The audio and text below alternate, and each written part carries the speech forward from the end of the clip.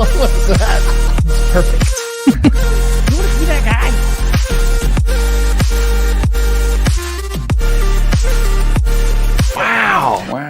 Wow.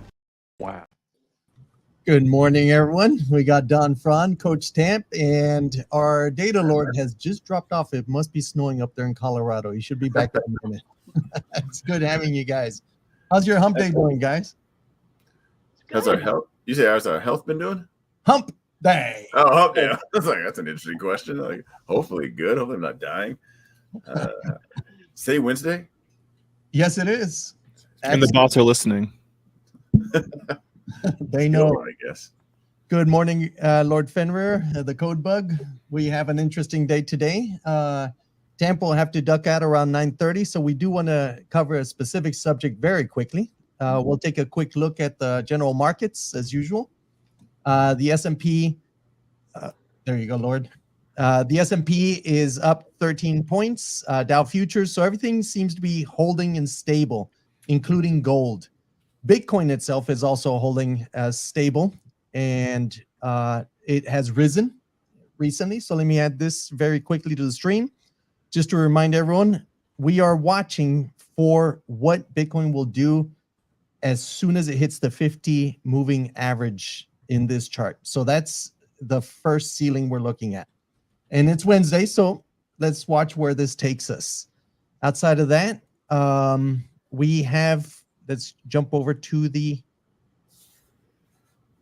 oh, that's interesting. I lost that piece. You're able to view it, but I can't switch the screen. What are we looking for? Wow. So just keep your eye on Bitcoin. That's all. We're on Wednesday, guys. What are your thoughts, Don?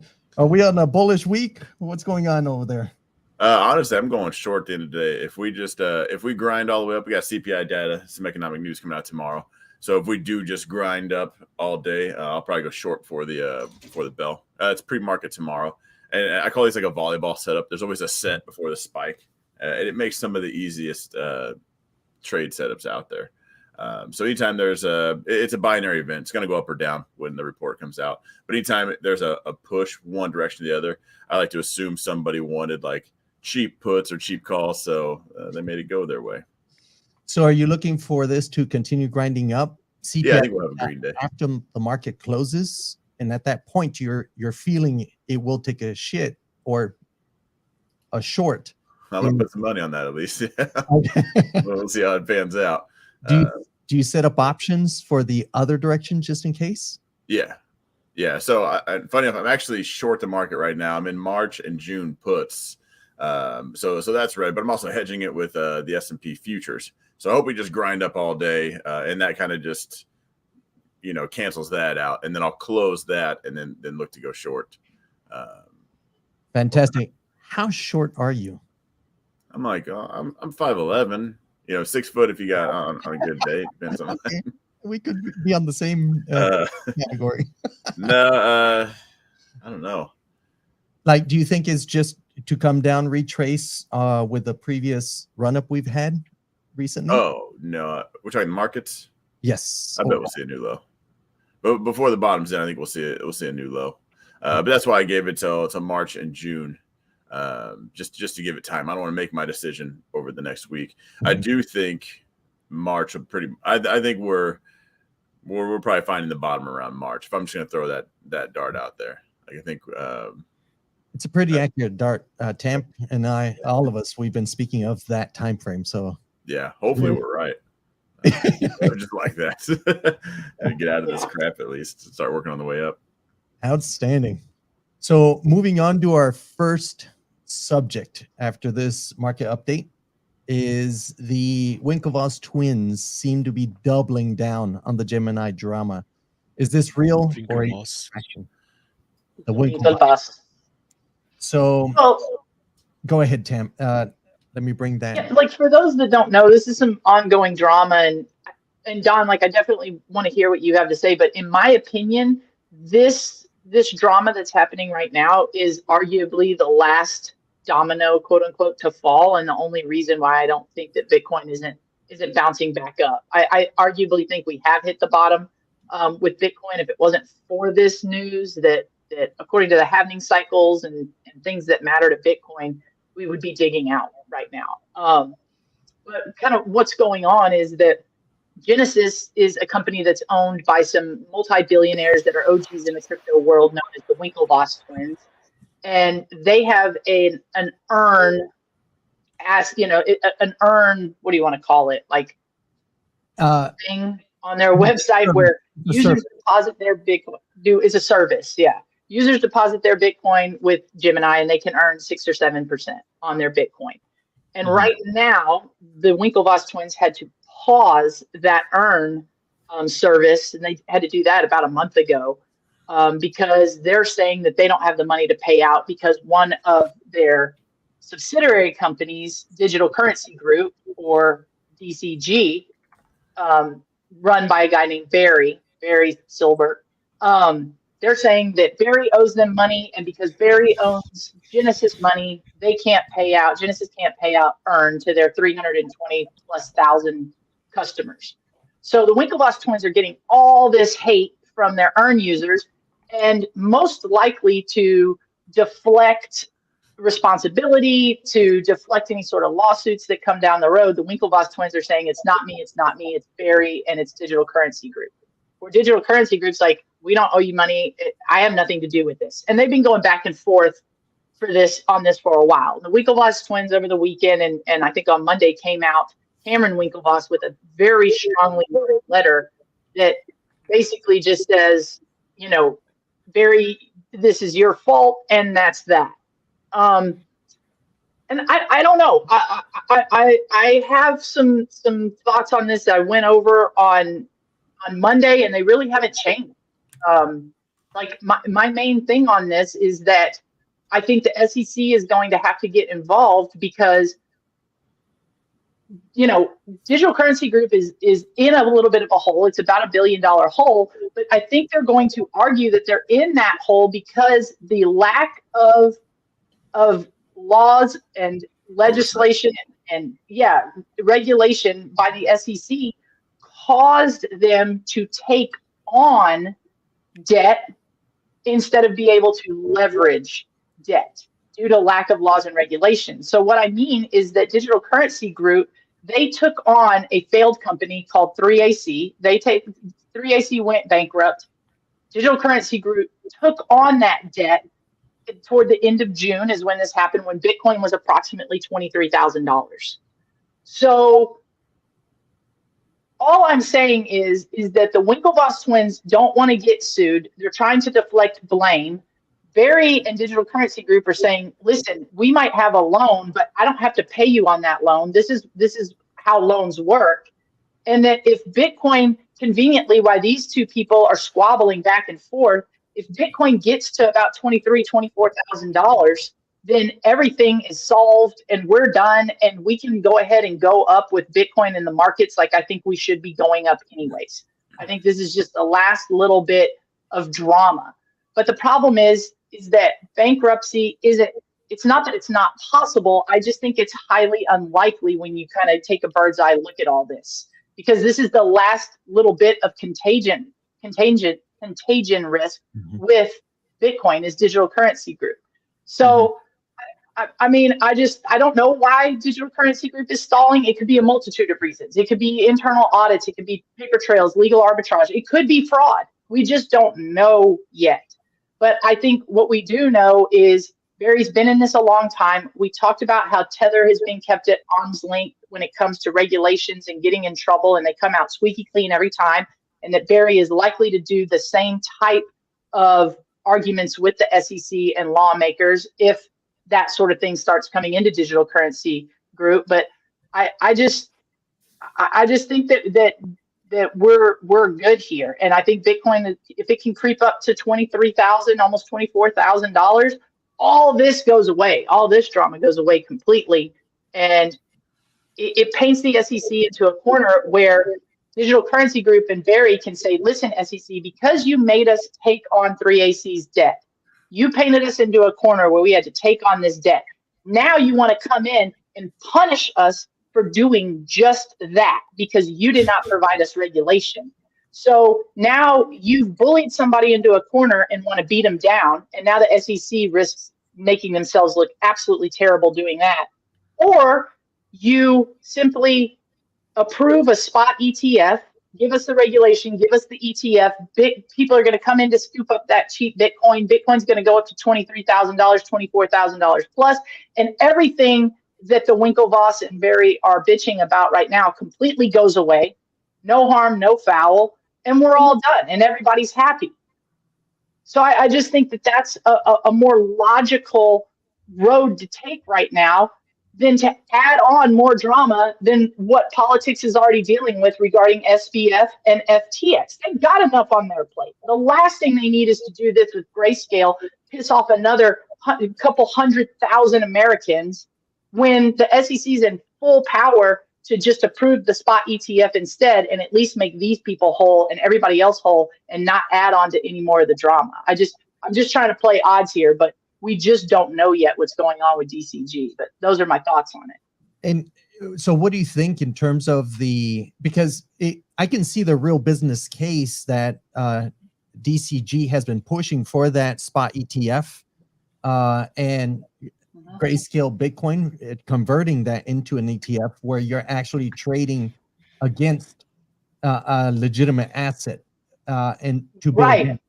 And so it seems yeah, that and all right, I said the same thing you just did. The Winklevoss twins that own Gemini, that have the Genesis mechanism for staking, are in a bind at the moment, and they're hoping they can make it to May, to where it occurs.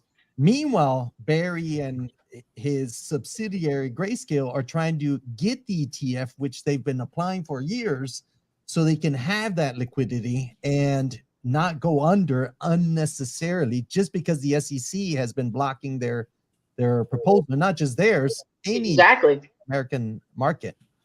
Yeah, and you nailed it. And let's not forget, like you said, Barry and Digital Currency Group have taken the SEC to court right now. They're in court because they have applied for an ETF multiple times, 3 times off the bat that I can definitely remember. They've applied for the ETF and denied. And they finally took the SEC to court on it because other ETFs in other sectors have been approved right and left that Barry and Digital Currency Group are saying, we, if not meet their standards, exceed those standards. And you still continue to deny us with this Bitcoin ETF. So we're taking you to court for not approving our ETF when you've approved other people's. So they're literally in court for this and can easily say the SEC wants to punish us for not giving us regulation, painting us into a corner, and then saying we did something wrong when we have the answer in the spot ETF that we're in fact taking them to court for because they won't approve it, although they've approved other ones. What do you want us to do? We're trying to do right. The SEC isn't letting us do right. And now they want to punish us for doing it the best way we know how. That is a bad look for the SEC and politics in general, especially with FTX on their shoulders already. So do we know? No, we don't know what's going on. But to me, from the outside looking in, I just think it makes by far the most sense to either find a way to let Bitcoin continue to creep up to $23,000, $24,000 and this becomes a wash, or if the SEC and regulation does want to get involved, approve the spot ETF. People dive in, rush in to buy up cheap Bitcoin. The price goes up anyways, and it's a wash that way as well. I think either way is perfectly fine because you can argue all day long that we should be on, the start of what is a very multiple 100 days long bear market with Bitcoin at this point. It's 750 plus days of bull market. You can argue that according to the happening chart. And there's, I think this is a lot of distraction. Yep. And we had 2 It usually is. Like I'd argue a better 50% of the news is literally smokescreen to prevent you from paying attention to the other pieces. It's just like signal to noise ratio. And that's what we try to do. We're trying really hard with DCTV to help you cut through that signal noise ratio and see the stuff that's actually happening and tie it together properly. Yep. Yeah. And a lot of this too, just doesn't at all replace the fact that not your keys, not your cheese. You should absolutely still custody your own Bitcoin and your own crypto. if you don't do that, this is why we're in these situations. But that aside, because that's gospel, that's something that we will always preach and stand by and abide by personally. But if you're in this situation, I mean, I'm trying to look at it from an outside view. I have no dog in this fight outside of the fact that I love the space. But if I'm looking at it from the outside in, this is just how I see it at this point. Who's Yeah, the trying to ETF, Yeah. exactly. It just affects ecosystem, right? And this is like, yeah, you don't hold private keys in an ETF. Someone else does. We're not Right. promoting that aspect of it, but I mean, some people do have money in traditional markets. They don't want to get hit with that big penalty. They do think Bitcoin is going to go up, but over time, but they're not super bullish on like their own tech skills, and so they're not sure if they custody it correctly. And that's honestly like the frame why we need an ETF, right? Right. You're going to say something, Don, towards all this? Yeah, who's trying to launch an ETF? So it's, Gemini and Grayscale. Yeah, go ahead. Grayscale. I mean, Grayscale is. yeah, it's a few groups or organizations, traditional market organizations that have been turned down. I forget the name of the others, but anyone even in traditional trying to launch the ETF have been turned down. Some of them have even quit trying. Backed, I think, was one of them, was trying to do that. And a few others. And they just fired a group of people of their employees, like a good chunk of it. So you can see a lot of opposition from the SEC of it. The White House has already recognized this as an asset, as a commodity, a Bitcoin. Right. Why are you holding back the ETF to bridge the traditional markets and allow them to trade this commodity?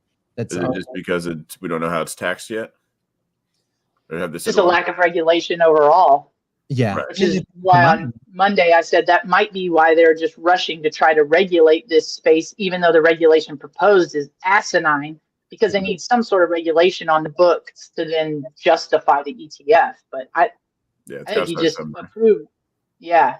And do I know that? No, I don't. But it makes sense to me when I look at it.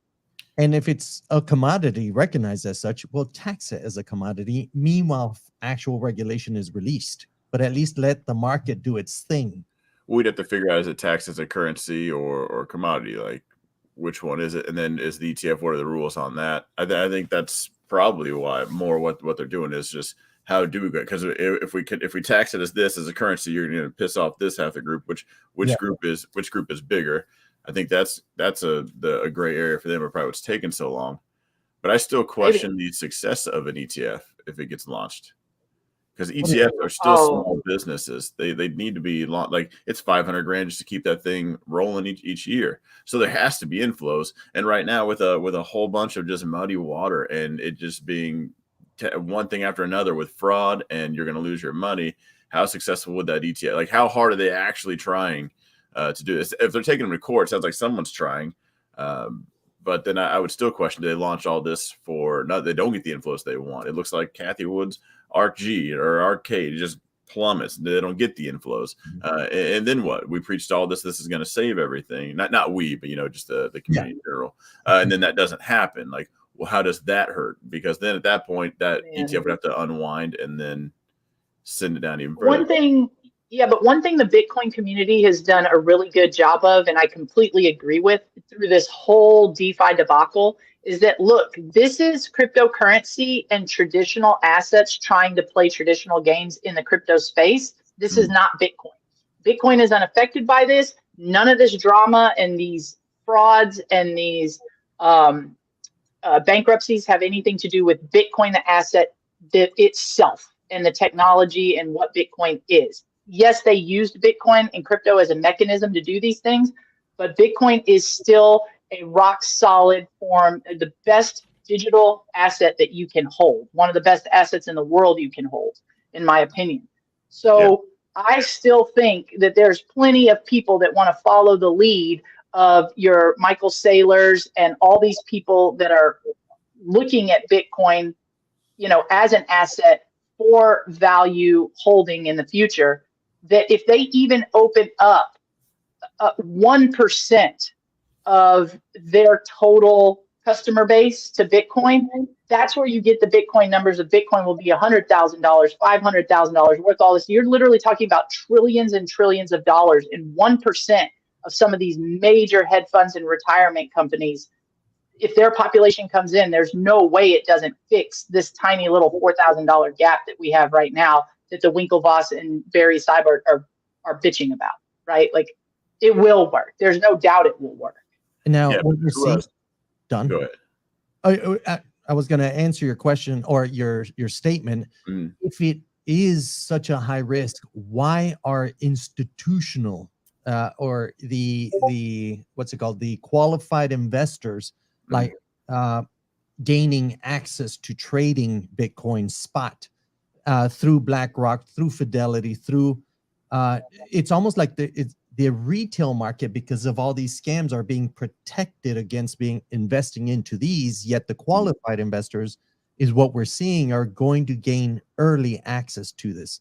Then finally, these muddy waters will be washed away with regulation. But trust me, it's going to be so restricted that the US retail investor will not be able to gain access to it like everybody else outside the US has been able to gain and currently have access to Bitcoin investing directly. I agree. BlackRock owns the government, so it's easy for them to say they own more money than the world. So I actually just looked into them. I've always known of them, but even in the real estate world, but I actually just looked into BlackRock and how much they own and control and the people they put in power. I'm like, this is ridiculous. Like, these It's uncomfortable to look at. Yeah. I want to go work for them. I wonder where I'd be. I bet I'd be president. My experience in Latin America, growing up there, I would see these type of mechanisms where the U.S. using the U.S. dollar as its instrument would gain this type of access to where the country itself would be restricted from growing it or producing a specific product, specialize in this, and you'll pay your dollars. Well, they have to raise the value of their own money so they can pay in dollars what they're exporting. But then the U.S. at some point says, oh, we have excess of this. We're going to stop you or slow you down. And that's where the country, you understand? So it's definitely a chokehold. Yeah. So then I always saw the U.S. corporations doing that to other countries outside the U.S. Now what scares me is your discovery, what you just mentioned. They're running our government. So now it's almost like they're telling, hey, but whoa, don't go in there, go here. Regulate over there, allow this group over here. You know, it's like they're running things for the government. The government's almost like, Papa, can I do this? Is this okay? Okay. Let's run with it. Let's go. That's why you never let the government put their hand in your ass, because as soon as they do, you're a puppet. Whoa, or you like it. Yeah, that was weird. Yeah. Well, you're still a puppet. I was very uninvited. I like being a puppet. So everyone, please like and subscribe if you're enjoying this. Let's keep the conversation running. I do want to entertain this comment real quick, because this is actually what got me looking into BlackRock. He says they're eating up crypto like hungry hippos. In fact, if you look at like their percentage, it's nothing.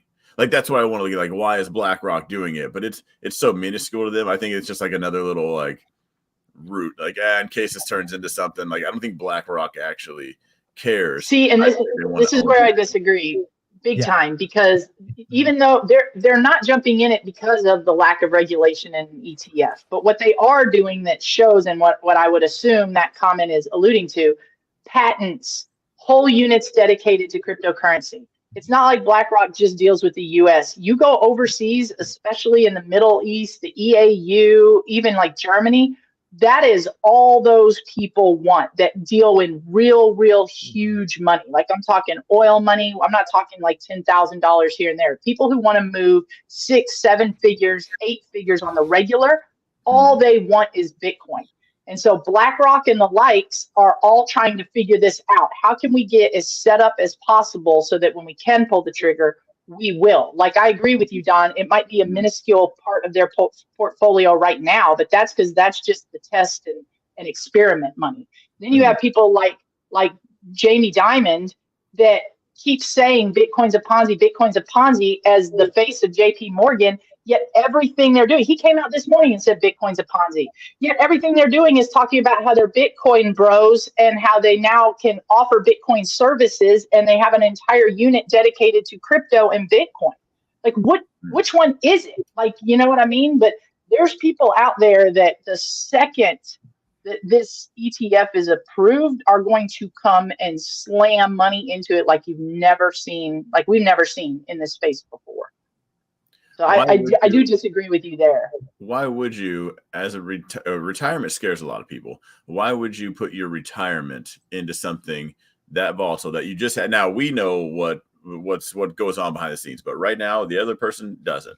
They work at Costco. They have a retirement. Maybe they don't have retirement at Costco, but somewhere they have retirement, and they're thinking they're going to put it in crypto. But I just heard crypto was a huge scheme from JP Morgan. Also FTX, when everybody lost their money. I don't want my retirement in there. They're not going to just sign for that. They don't want that.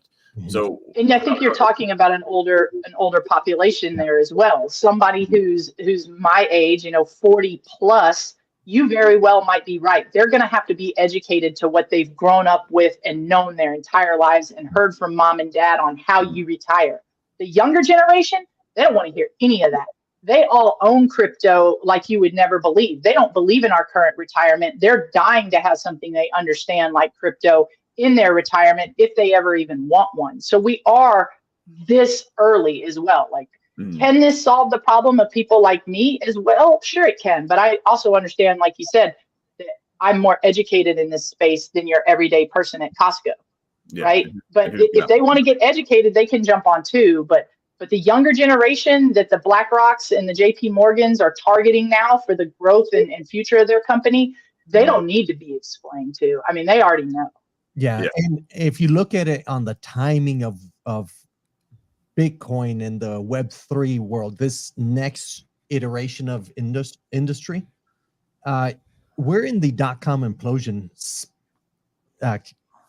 chasm right now. So it is to be understood. Like if you go back to the 90s into the 2000s, all the Costco workers and all of these, speaking of internet, is like, no, bro, I'm not interested. And yet Amazon, Google, and all those are what spawned out of this implosion. Right. So we're in that implosion. And I'm with you in terms of the timing, but guess who were investing early and heavily were the institutional like BlackRock, or the likes of BlackRock, the likes of Goldman Sachs. They're even opening up a trading desk for crypto themselves through. So you're seeing the construction going on while this market destruction is occurring. Yeah. So I see it happening nonetheless. And working with Peter and the team and with VC funds and everything else, we're seeing them actually, even though the market says, they're fleeing and the banks are fleeing like Jamie Dimon and everyone else. Nah, they ain't. Yeah. They're building in the shade. Well, a lot of building too, just to give some pushback. I don't know how much I stay on this, but a lot of that, how much we'll question this, how much of that could just be to service their clients because they know they're just going to collect fees off of it. So they might actually think Bitcoin's a Ponzi scheme, but if you guys want to come in here and pay us a fee for, we'll set up some code. Absolutely. You can go trade some letters. I think that's how Binance has succeeded.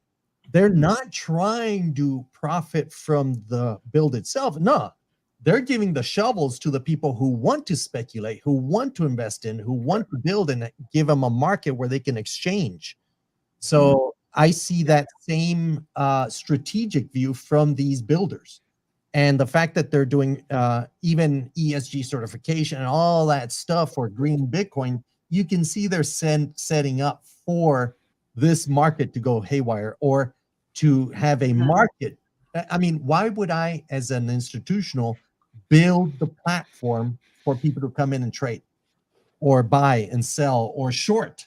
They don't give a fuck if it goes up or down as long as there's trading going on, you know? And it's new too. Like, and I'm about to have to dip, so this is going to be probably my last thing. But think of it even like Tesla, right? Like Tesla's been around for a little bit now, but at one point EVs were a joke.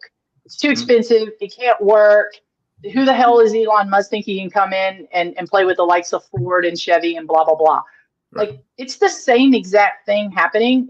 Just this time the technology is money and our finance and our value holding, right? Like it's the same thing. Like this absolutely can work. It will work. And we've talked about how if you've spent 100 hours learning about money and Bitcoin, there's no way you don't own Bitcoin. So unless somebody thinks they're smarter than this entire community that has come together and made their careers and their lives about this, like what do you think you know to derail the fact that Bitcoin is here as a technology, so it can't be uninvented, and it's based in logic and math, so it's gonna work, right? Like, we're just so early that people want to say it can't work. And those are the people who haven't invested time in learning what is money and what is Bitcoin. And holy cow, once you figured that out, there's no way you don't own it, right? Like, so whether you believe it is one thing, but understand it, then it's a done deal. Yeah. I think we just hope it's the next Amazon, right? Because Amazon during the .com crashed, what, 98% to like $9 before running to 3,500. Yeah. Yeah, it was ridiculous. But it heard all the same arguments. Right, you know? Absolutely. Anyways, but I got to go. So. All right. I love that. See you guys later. Amazing. I love that, girl. So guys, like and subscribe, as we said. Tamp always adds the spice to the program. So what we're looking at. There we go. This is the rise and fall of the .com. And real quick, but while we were on topic, I want us to go over this. There's some distinctions between the .com bubble and what we're doing in crypto, because the .com bubble, people could learn HTML pretty quickly and could get a web page up and running. All you had to know was like, basically the LAMP stack, Linux, Apache, so knowing that, looking at crypto, there's a ton more skills required for building in crypto. It's not just web design.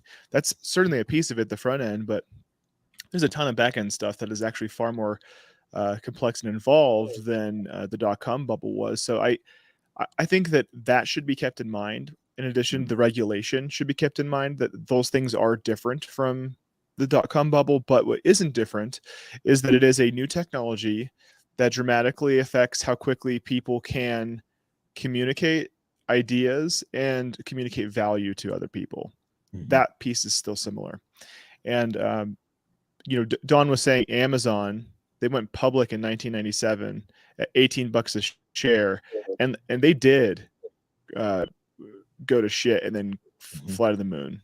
Don, I don't know if you have that chart up at all, but that is what happened with Amazon. And people got to this point where they realized that there was just rug pulls all over the place. There were web pages that were promising that they had this huge product, and people were like, oh, this is amazing.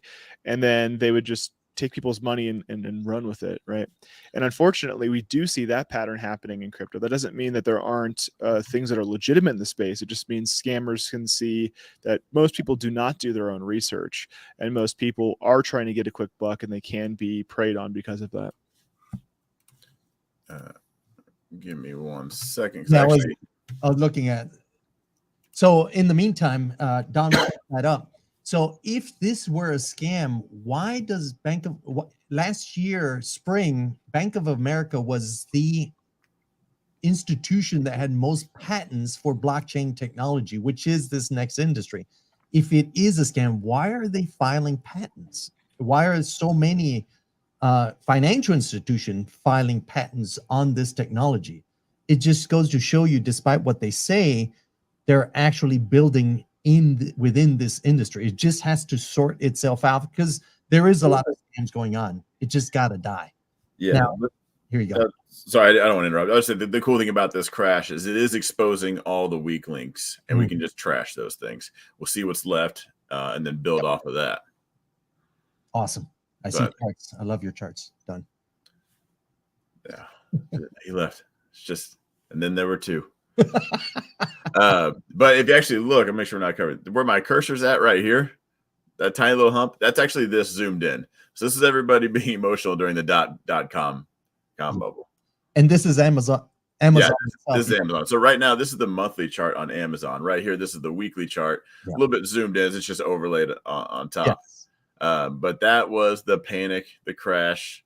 They only sell books. They're never coming back. They're not going to do anything. They were able to pivot and go from here to here. At one point, this was, I think, $9, something like that. Yeah. It went up to 3,500. Which is unbelievable. Yeah. Yeah, generational type stuff. Absolutely. And that's what's happening with us at this very moment. If we zoom in, just like you did with back in that implosion era, you would think, okay, they're done. There's no way they're coming back from this. I knew it was a Ponzi, Exactly. They're getting toasted off. Like, this is I'm never getting back in it again. It'll take a while. And then all of a sudden, oh crap, I need to get in.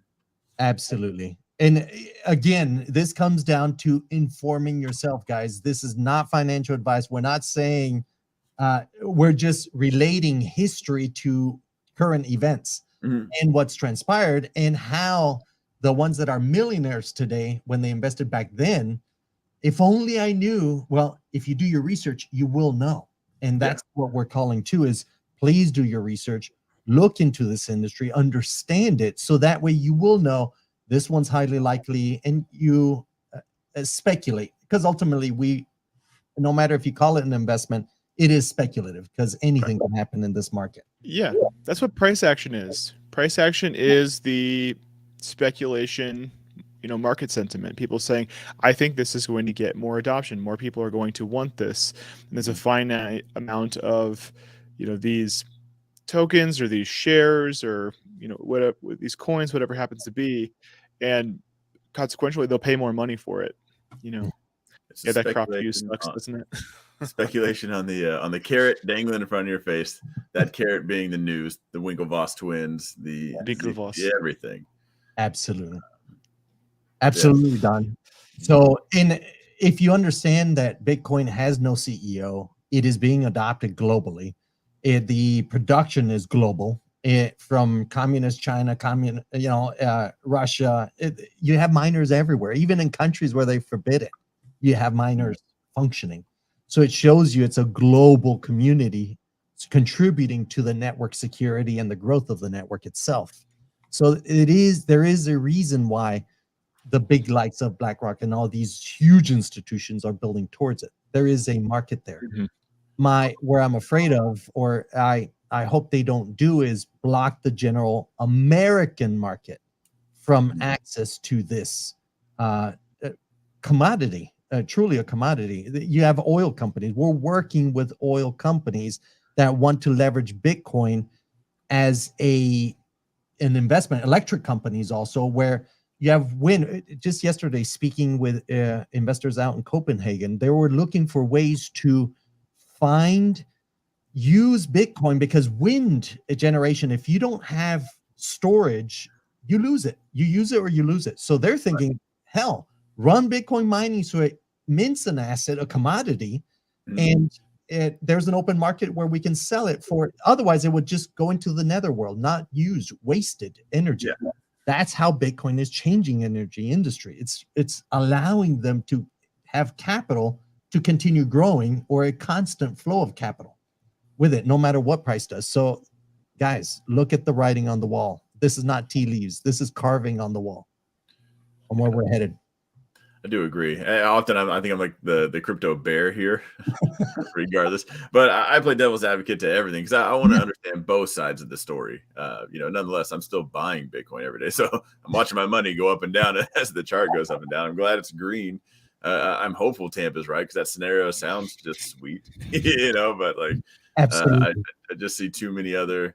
I've seen too many other things. I've seen too many other scenarios pan out where it's like, man, I just don't trust. I don't trust this world, and I trust greed more than anything. Yeah. Yes, and you have one of the key knowledge that you've built through your experience of where the market sentiment lies. So you even understand where a safe area for speculators to enter, safe area to exit, through their emotions and the news and all that stuff, where you look at it technically, non-emotional. Okay, I see a lot of upside traders over here. I know this has to, like the puts, the shorts that you're looking for at the end of today. You understand this market. Yeah. So that's go ahead. Tam thinks price action is nothing. I heard her rant the other day. If you were here, she was here. Price action, nothing. Well, the technology is awesome. Like stocks, fundamentally, what fundamentally changes? The technology of Bitcoin hasn't changed at all, yet the price changes every day. Yes. Like I'd say the price action is the most important. Allow me to push back on that. Go for it. So Bitcoin itself doesn't change, but the mechanisms for adoption and use do change, and that is what people are interfacing with. Like, people aren't just going directly on the Bitcoin blockchain and generating a private key on a paper wallet anymore. That was how it was done originally, but people are now getting applications that have this built in, and Square and Cash App are starting to support it. Like, there's things like that are increasing adoption of people who aren't even going out and looking for it. So I'd argue that there's a like user interface layer that is being developed on. Bitcoin itself as an infrastructure isn't, or as a protocol, that's not changing. Agreed.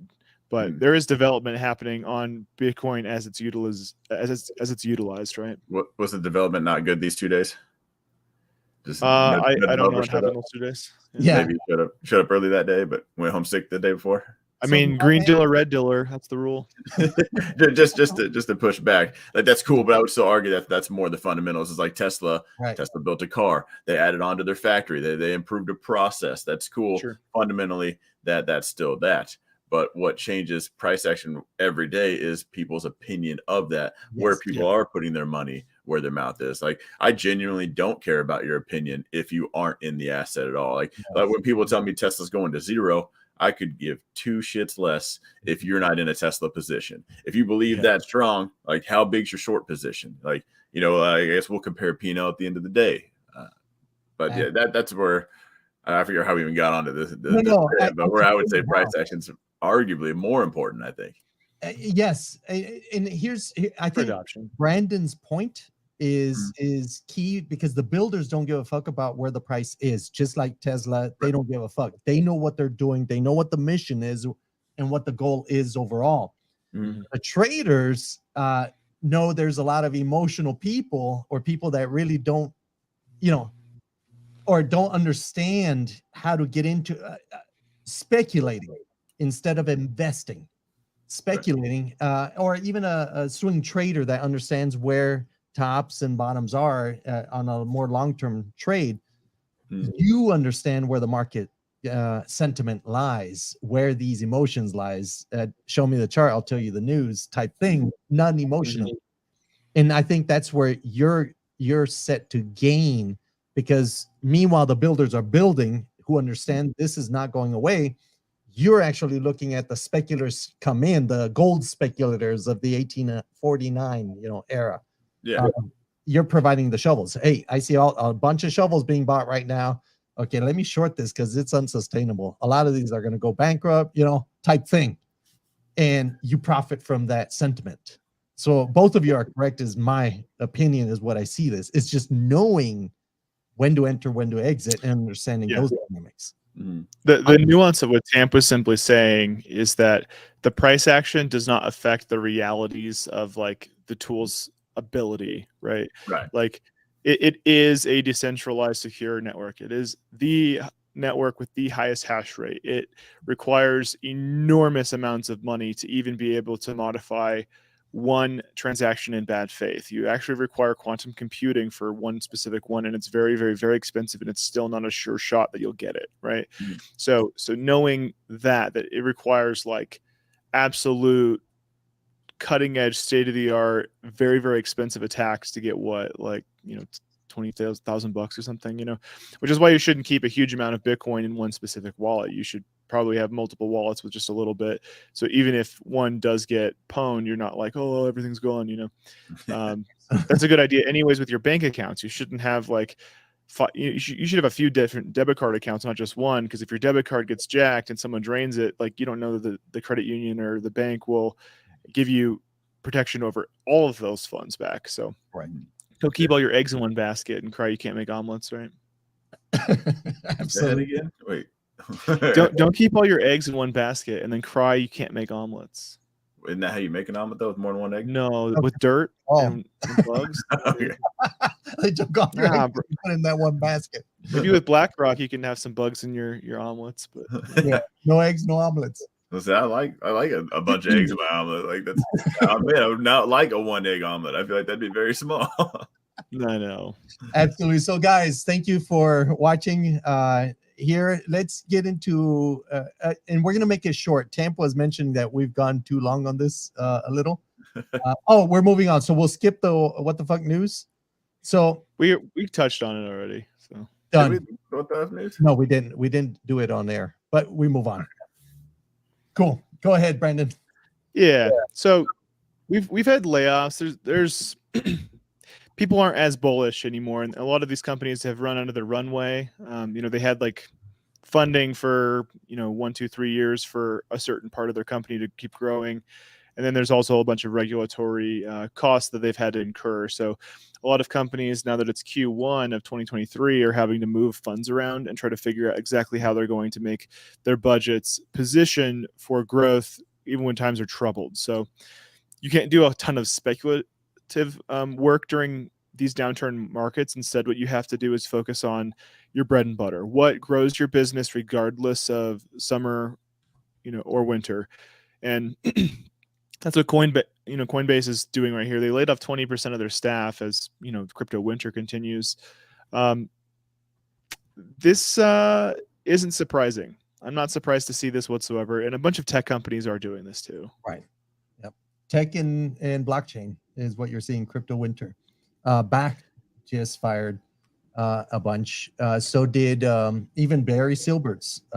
They have a for the wealth management team, completely got rid of that. And you can see companies like this, they have to focus their funds. If there's no more cash flow, you have to cut off a pinky, cut off whatever's not generating, and focus your funds where it needs to go. And I can see this is precisely what's happening in these market conditions.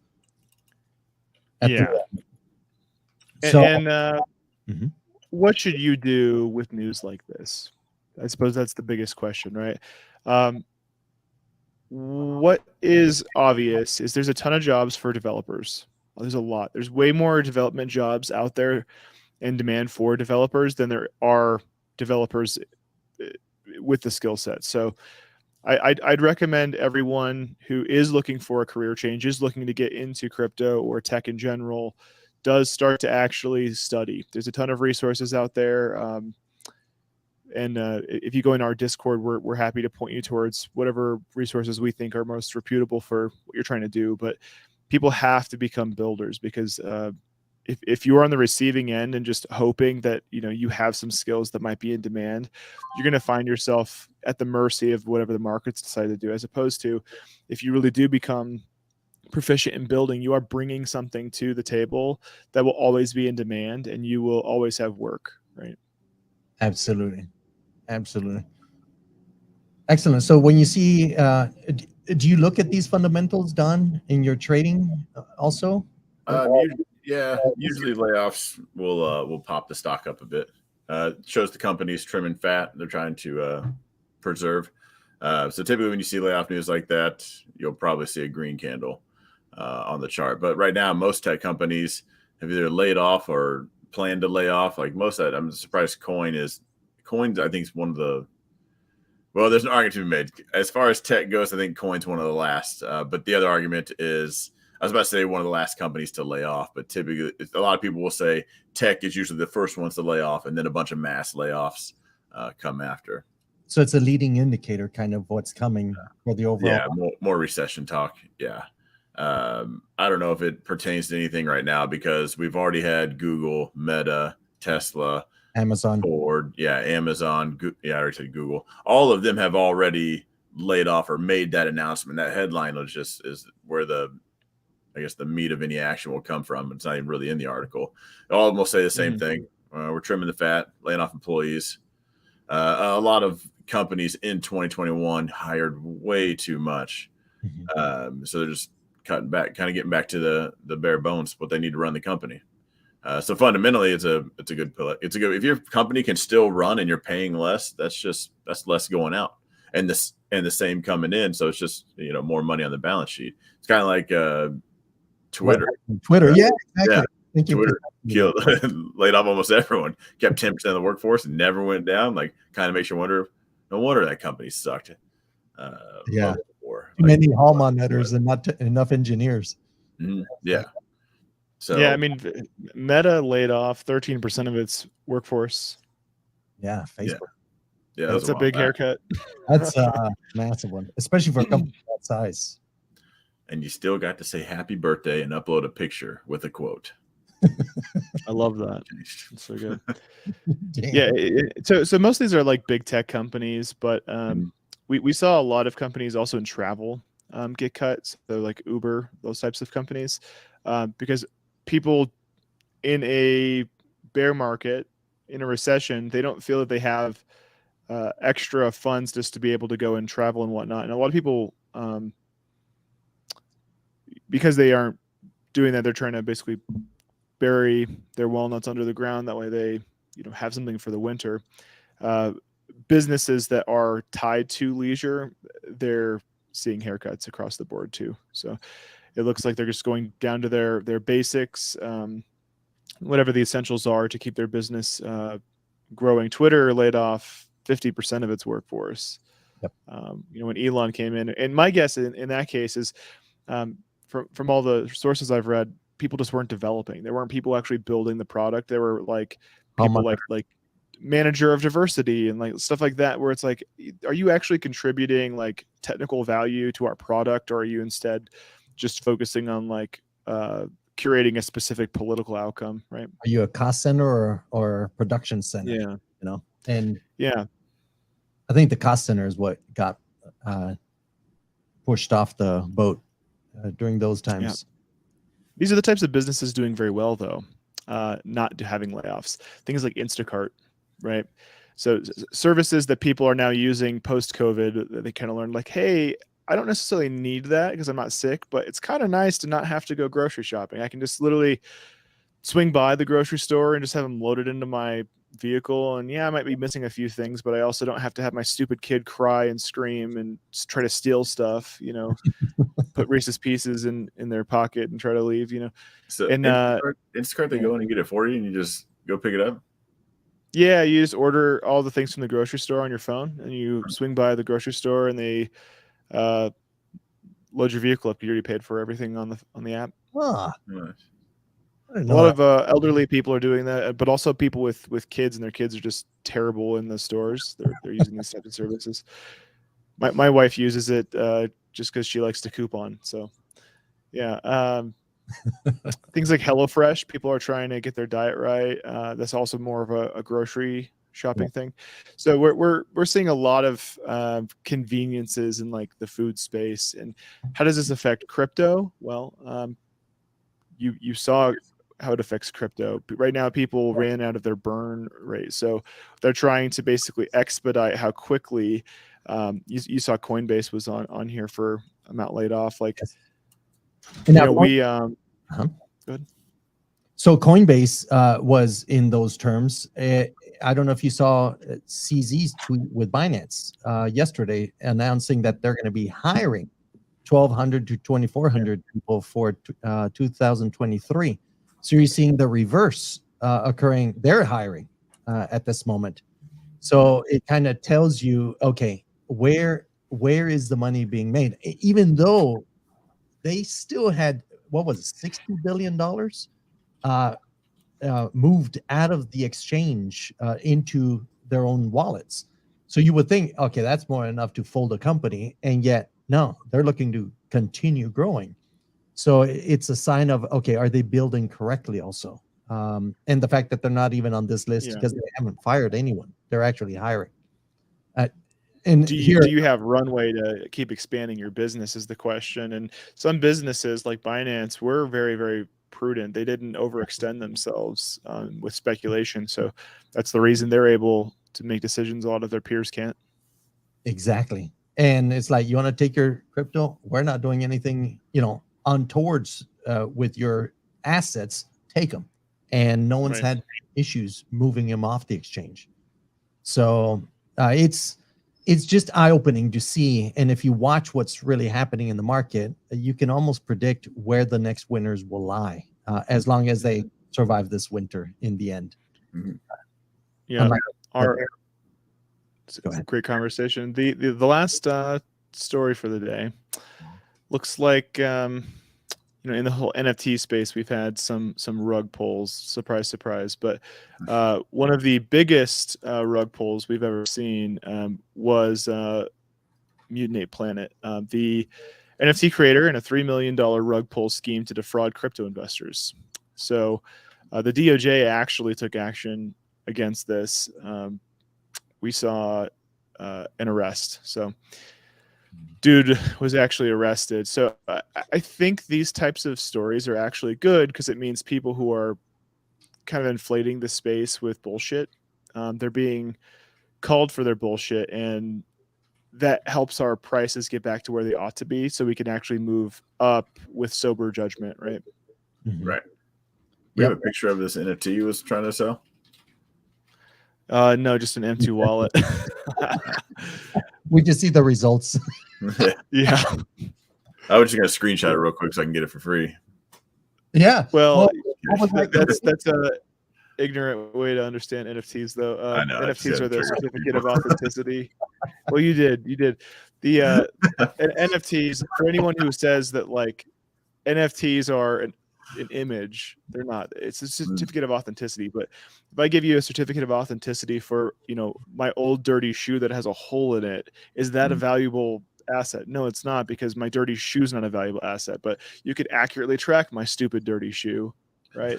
And so it's simply a question of like, is the application being used actually backing an asset that's worth a damn? If it's not, then it's just great technology to track things you don't care about, right? Like, Absolutely. yeah. So you have there. You If go. I may, here's your great art. This is what you want to see. Is that the one? This is what Is the this- people want. Yes. Or is it, there's a The main people want that.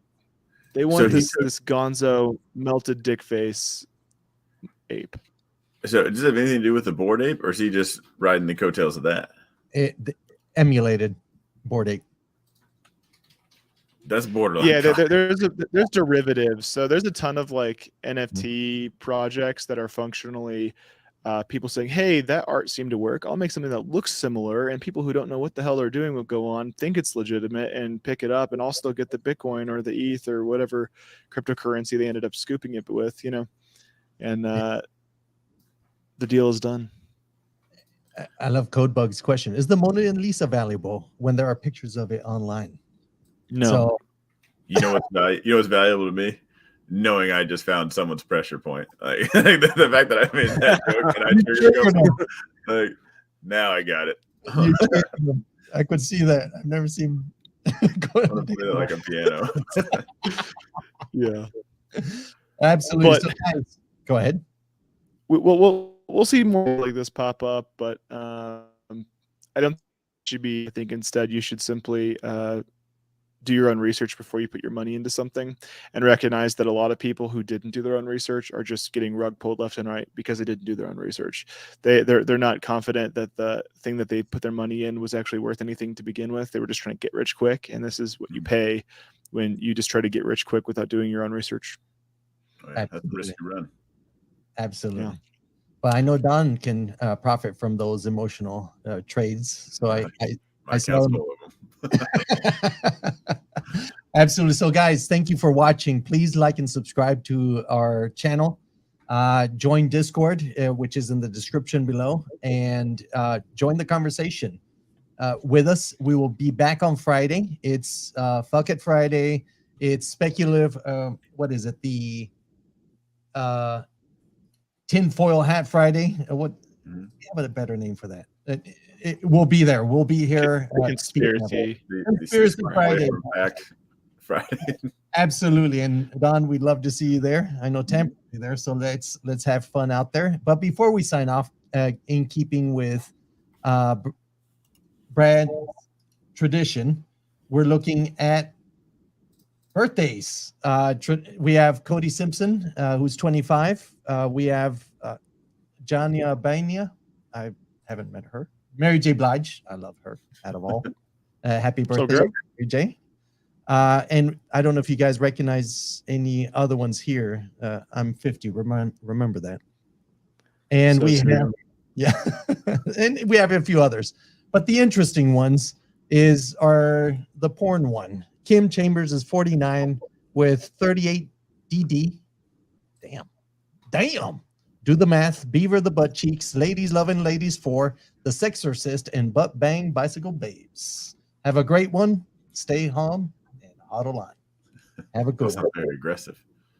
I know. Yeah, kind Come of on. aggressive there. Keep going.